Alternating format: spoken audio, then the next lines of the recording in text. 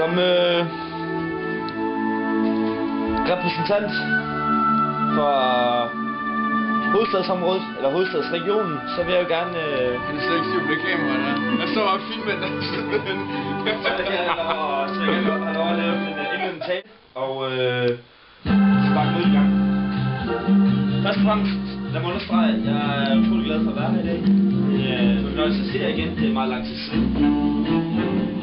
Det er jo overvældende på en eller anden måde følelsesmæssigt at stå her blandt tætte kammerater. Ja. Vi har været igennem meget, Ja. og det skal blive nemlig jer sammen her. Frygteligt. Og så vil jeg gerne overlade ordet til vores ordfører, som vil gennemgå dagens agenda på KFK's årlige møde. Så Emil, værsgo. Mange tak. Kære KFK.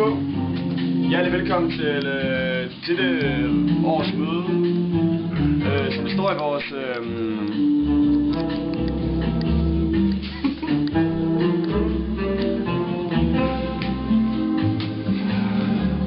Ja.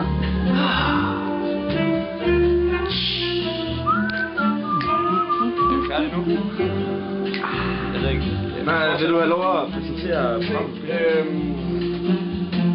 Som står i vores kontrakt, så kan vi kun holde et møde, når mindst 4 medlemmer er til stede. Det er vi tilfældigvis i dag. Ja. Dagens agenda hedder udnævnelse af ordfører. Den har jeg påtaget mig. Der er du selv erklæret udnævnelse. Må jeg lige have lov at indføre et lille ord her? Jeg kunne måske godt tænke mig at have valg af formand på. Det er eventuelt. Det er eventuelt. Fint. Godt, jeg gennemgår den. Første punkt hedder Kansas Building. Vi har gang i nogle projekter på havnen. Jeg ved, vi er også i gang med at bygge lidt på Manhattan og så videre, men lad os nu lige tage den til den tid. Så har vi noget, der hedder tatovering. Vores kreative afdeling er i gang med at udarbejde en flot tatovering med noget fisk og lidt KFK. Første skitse. Så har vi det, der hedder optagelse af nye medlemmer. Den kan vi vist godt strege. Ja, væk med det. Så har vi den, der hedder overtagelse af verdensherredømmet. Ja.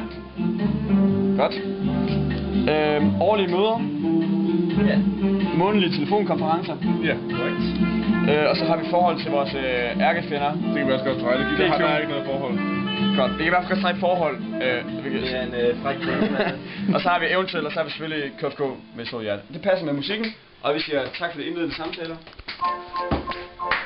Godt.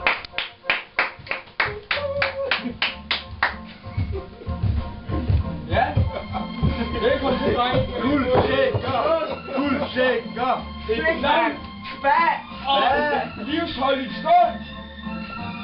Skål. Det er det koldeste skål, jeg nogensinde hører.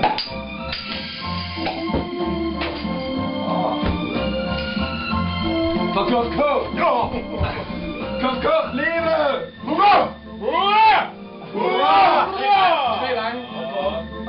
KFK, leve! Hurra! Hurra! Hurra! Hej! Du skal overtage bollerne.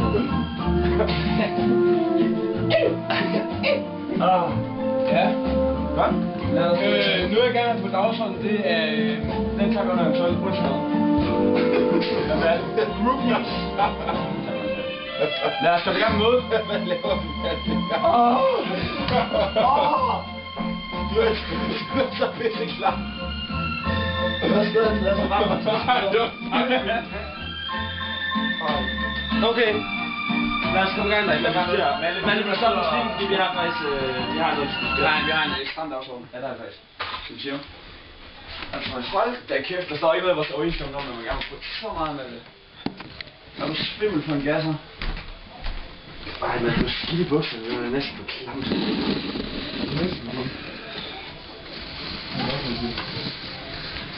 Må jeg åbne vinduet lidt? Skyld ham, det var. Man får det lukket så hurtigt som muligt, hvis der skal være nogen fra anti-KFK udenfor. Jeg tror, at den potentielle Er du sikker? Ja, udenbart. Men jeg ved, at det er rigtig fint på en af at Kjern, den lille myre, han holder til i Aarhus. Jeg hører det gør han sgu. Kjern, den lille vatnisse, han er jo. Det er vatpæk. Jeg tror, det skal være en stol. Aha, kæft. Det er mere end en stol, det er også en skattekist. Nej, for helvede. Med sten, Malte. Og PlayStation-stik Fandt du lige nogle sten der? og håndtag, hvis du får brug for det. Det er så fedt for sådan noget. De snakker ikke om det. Gør vi det? Jeg har faktisk lige en stol. Og sten, hvad er det sten? Nå, Det er altså skal vi lige hurtigt få kørt lidt af? Ja, det er Nu skal du på oversiden. Vel og mærket har jeg placeret kameraet herovre. Nej, for helvede. Så hvis I siger hej til Big Brother, Big Bro. så får jeg ligesom kan Daniel Hugger.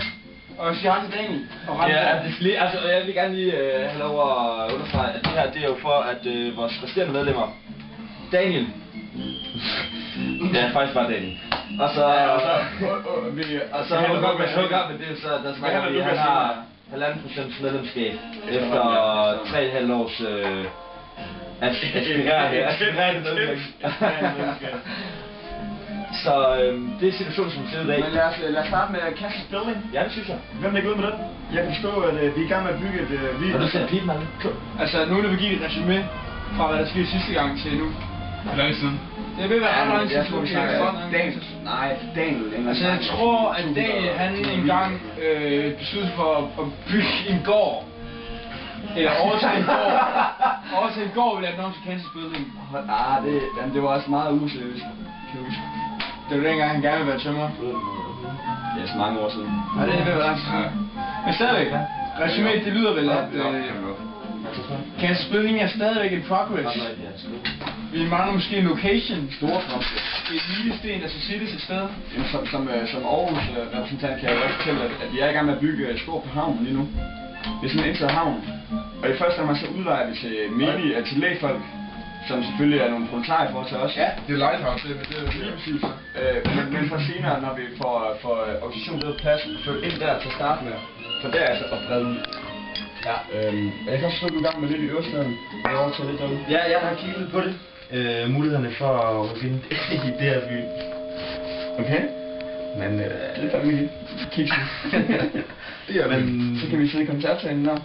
men nej, det var der ikke mulighed. Men lige nu var det i hvert fald. Men i hvert fald, ja, altså, det jeg så kigget på, det er hvorvidt at vi kunne få en interesseorganisation til at bevinde med repræsentation på Christiansborg. Og jeg tror måske, at vi alle sammen er enige om, at vi har en meget vigtig dagsorden, vi gerne vil have frem i lyset. Og det er først og fremmest bedre forhold for den danske fiskeri. Ja. Og noget af apropos fiskeri, sådan nu det bliver globalt, jeg tror vi er ved at være der, hvor vi godt begynder at snakke globalt. Det tror jeg også. Og jeg siger sådan, det der med at Japan, de nakker hajer, på grund af de gerne vil lave hajkonsuppe. Det er jo ikke noget hemmeligt, at vi alle sammen støtter Japan i deres selv. Det gør vi. Det er en skrubbeløs jagt på Jeg har det bedst med, at der ingen regler er. Og vi kunne så stå indenfor, så jeg har sådan, hvis jeg gerne vil fange en haj i mit liv, så er det nu til så til. Vi har på en eller anden måde altid stemt for anarki, for ligesom at vi kan udbrede vores diktatur på liv. Netop. Vi kan jo ikke blive hverken kristendom eller islam eller demokrati eller hvad som helst. Vi er på en eller anden måde nogle salafister, ligesom dem ude på Tingbjerg. Hvor vi ligesom at sige, det er måske med sharia i hånden, det er med en fisk i hånden, og en pige med. Det var altid, at man kan lige på til en lille sidemærkning, og det er faktisk fuldstændig ud af kontekst for til det sagen. Jeg har altid skrevet på ting om krybskyld. Ja. Jeg skulle lige. Det startede der. Det er faktisk også fedt. Ja, det er faktisk helt alvorligt. Der er ikke noget for gjort det. Jeg synes, det er legitimt at skyde selv. Jeg synes, det er så fedt at være krybskytte. Hvad fanden driver dig som krybskytte? Særlig den der el. Ja. Hvad? El er lidt sgu i Norge. Ja, albino. Okay, må jeg have lov at lige skåle for Ole, fordi jeg synes, hold kæft, jeg synes, det er med al respekt, jeg synes, det er super fedt, at han plukker en meget sjældent, altså han tæppebanker en meget sjældent hvid el. Det er ørkentørt. Altså hele Norges jægerforbund, de er jo opstand mod det. Det er for fedt. Ej, de var hamkede, da de hørte, han havde skudt den el. Han havde hørt, at han gik dødstrusler og sådan noget, det eskalerede fuldstændig. Det er også rigtigt, vi skal til at også lave lidt... Jeg siger bare, jeg synes klubskytteri, det er muligvis et område, et politisk område, vi skulle bevæge os lidt mere ind i. Ja. Vi kan både, først og fremmest ikke tjene penge på det, vi tjener rigtig gode penge på det. Og jeg tror, at vi er alle sammen enige om, at der er ikke noget dårligt i det. Værdierne bag det vil jo også placere os rigtig godt. Det er nogle sunde værdier for os. Altså vi kan sagtens se lighed mellem krybskytter og hvem vi egentlig er. Altså, det må du også være med altså enig i. Det er også med, at vi fanger jo allerede ulovlige baler i Arktis og sådan noget. Det er fedt. Bare straffen styr. Det skal vi med. Er også. Var det Campus Building? Det er mig, der er så fedt, og vi er det fedest. Det er vi jo. Det var småt, tror jeg nok. Kan vi strege Campus Building? Hvad er vi nået frem til? Vi nåede nu, hvis vi siger, at det var det, vi er simpelthen bare arbejdet videre, vi har altid gjort med. Vi prøver lige at tænke. Nu er vi demonstreret ret godt i Aarhus. Ja. Hvis vi tager ud i Rigskov. Der er skydeklub derude, det skal vi lige have sat noget godt, du mener. Der er Rigskov, og der er Marselisborgskov. Ja. Jeg synes godt, når det bliver til foråret, så kan vi lave en lille... Vi har store ambitioner med kampspilning. Vi skal starte et sted. Ja. Vi skal starte et sted. Vi skal starte ikke på et værelse. Nej. Vi skal ikke starte her. Nej. Vi skal starte uden skov. Vi er... Hvad tænker du en træhytte? Jeg tænker, at vi starter med en...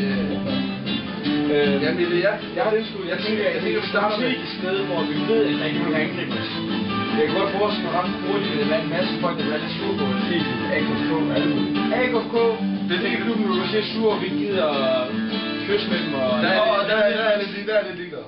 Det er faktisk Jeg har ikke nogen trusler i livet. Nej, for helvede, der har vi det ikke. Nej, men det er altid sjovt at vinde. Jeg kan bygge sådan på gågaden. Det er altid sjovt at vinde. Så jeg tænker bare at lave det strategisk. Jeg har aldrig prøvet andet, så det ved jeg ikke. Men jeg tænker lidt, altså jeg er meget interessant at høre, hvor jeg står i konflikt med AKK lige nu. Altså, hvad de er der ikke. Nej, det tænker jeg. Vi prøver selvfølgelig at underminere os, men altså lad os sige, altså bare løbet af en rotte, der er løbet af en fælde. Men vi skal jo en film, og måske den der video, der er bare skyldet det hele. Der ved jeg alle sammen med også propagandavideo. Det er rigtig meget, hvis vi skal starte, altså vi kører jo allerede ved havn, vi er ikke i gang med at bygge ved havn, men lad os bare... Jeg tænker, hvis vi tager ud til foråret ude i en skov, bygger en lille sølle drengehytte. Den er nok ikke sølle, men... Men når du siger bygger, altså siger du så, at vi tager mellem 2 træer, så kviste er så blade om. Kviste fra sending, lægger dem til, sover i den.